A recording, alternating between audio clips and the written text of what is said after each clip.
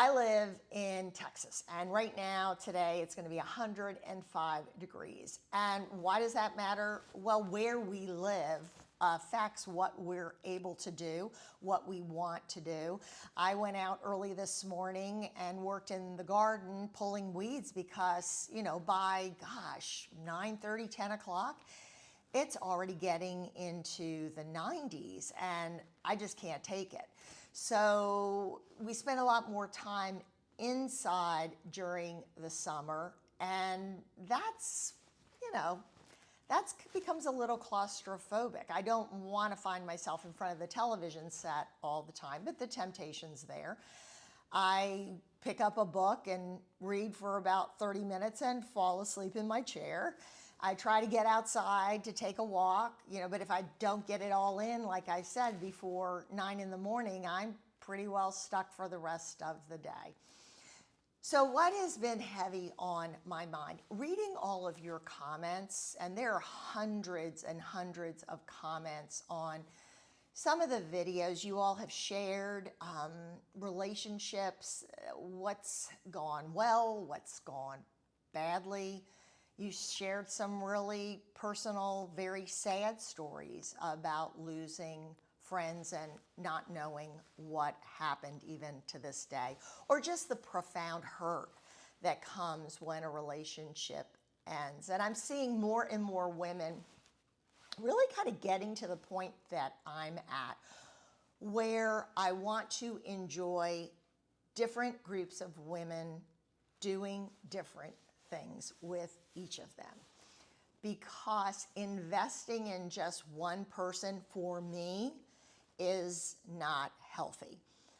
I don't know that I've really ever truly done it in my life. I've shared before that I grew up moving constantly. Every year and a half to 2 years we moved. From kindergarten, first grade, until high school. I mean, when I was in college, my parents moved again. So when I went home for college summers, I didn't even know anyone then. And I made a promise to myself that when I had children, I wasn't going to do that. But those first, 7, 8 years out of college, I did exactly what I had done my whole life. Worked, got transferred, moved to another city, met new people, worked there for 2.5 years, maybe a few months longer, and then moved on to another location. Actually, probably 7, 8, 9 years I did that. And for the last 25, 26 years, I've been settled down in the same town. So I would say that the one friendship that still bothers me happened when I was in my 40s. I'm in my late 60s now. And I think it was the one time in my life where maybe all was not right with me. I'd gone through a divorce. I was trying to figure out what I wanted to do, where I wanted to go. I wanted to stay in the house where my children had grown up, and that was really difficult to do. So I was going through some uncertainty in my life that I'd never gone through before. And I had a group of friends and acquaintances before I went through my divorce. But and I'm not blaming it on that, but what I will say is now when I look back on it, and yes, I'm 20 years smarter, but I also am not in a place in my life where I understand how I could have let what happened to me happen to me. I just don't understand it. Sorry, it's Saturday and I've got 4 dogs. Hey, Kara? Hey. One dog barks all the time. Anything moves, she barks. So how did I get myself into that situation? And I had a support group. I actually had other friends and acquaintances that tried to warn me. They were very careful about it, and I don't blame them at all. I wasn't always somebody who would listen to reason. I certainly wasn't always somebody who would listen to someone trying to tell me that I was wrong. And I made a pretty serious mistake and got too involved with a woman who What I'll say is she just didn't value the friendship that I did. And what do I base that on? As I've gotten older, I understand that friends come and go. It's okay. We grow apart, we find new interests, new hobbies. We're navigating different things in our life that pull us towards certain people and push us away from other people. Certainly, if you've ever gone through a divorce, you've lost friends. Somehow, people seem to take one side or the other. When I got divorced, I was incredibly secretive about it because I didn't want to lose friends. I also didn't want to overshare. And I was in a position, my husband traveled a lot for business, so I was in a position where I could keep things really quiet. So I didn't listen to people that were warning me that the person that I was involved with, she didn't consider me as good a friend as I considered her, and I considered her a really close friend, a really close friend. We shared struggles, secrets. She knew my heart. She knew my family situation. I knew her family situation. We trusted each other with each other's children. But she didn't see that relationship as having any value after we grew apart. And why we grew apart is, whatever I tell you, might be completely different than what she would say. So I'm not even going to spend any time on that. But what I will tell you is we should have both accepted it and moved on. And I thought that we had. I thought that we had just gotten involved in other interests, and maybe she just didn't enjoy my company as much anymore. Maybe I changed. Maybe she changed. But the times we shared together shouldn't have been anything that I ever worried about or doubted. But what I found out the hard way is that I valued the friendship forever going forward for what it was and what it meant to me at the time. And her secrets and her struggles were safe with me forever. Because when you get really close to someone, they know your heart. That's how I define a great friend, a really close, good friend.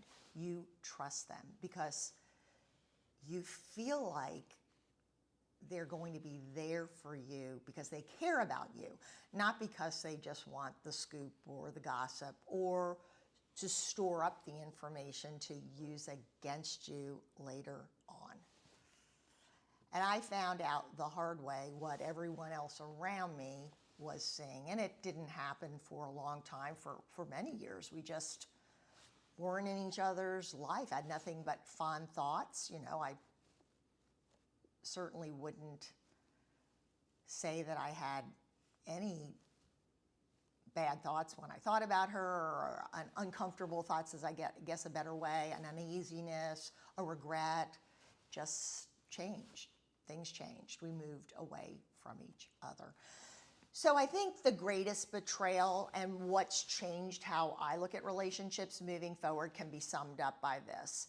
I don't want to trust another woman with my deepest, darkest secrets, because I've had someone use those against me to embarrass me and to hurt me. And they knew what they were doing because they knew my heart. So what I found works better for me are friendships and close acquaintances that I share certain things with because I enjoy my time with them. It might be grabbing lunch. It may be volunteering together. It may be traveling. It may be book clubs or a craft class. There are so many things for us to do out there as we get older, as we retire, as we find ourselves with a lot of free time we've never had before.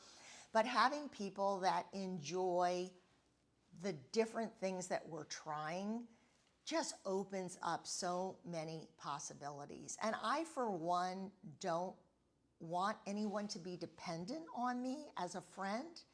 My time now is taken in large part by my grown children and what they're going through in their lives and spending time with them. I still have my elderly parents who are one almost in her 90s and my father well into his 90s, and I need to be there for them. And the friends that I surround myself now with also have those priorities. They have grown children, some have grandchildren, some still have elderly parents that they're caring for. So I find myself enjoying groups of friends that I can have lunch with, that I can have a cup of coffee with, that I can text, funny memes to or share scoop with, but not one person who I always go to. I think when we put too much stock in one person, especially when it's the wrong person, we set people up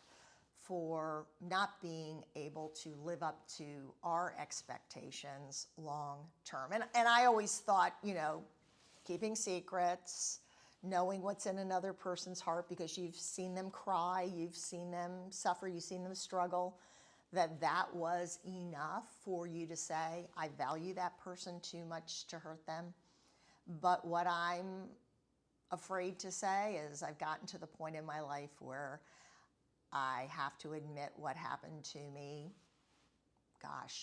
20 plus years ago, and how it truly impacted the woman I am now in my late 50s, my late 60s, and who I'll be in my 70s and 80s. I'd love for you to drop a comment and share your feelings. Maybe you've had an experience that's profoundly changed you, and we all recover. We all move on. There's so much to do out there. My life's been nothing but, climbing the ladder since that friendship ended. But I'm still a little confused, hurt.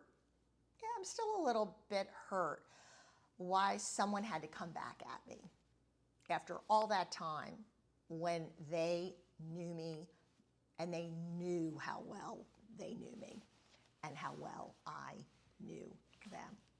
Love to hear your comments. I hope you'll subscribe to the channel. Like I said, I'll be posting again tomorrow and get on a Sunday, Wednesday schedule. And together, let's navigate our golden years. Ladies, we're in this together. Take care and have a great week.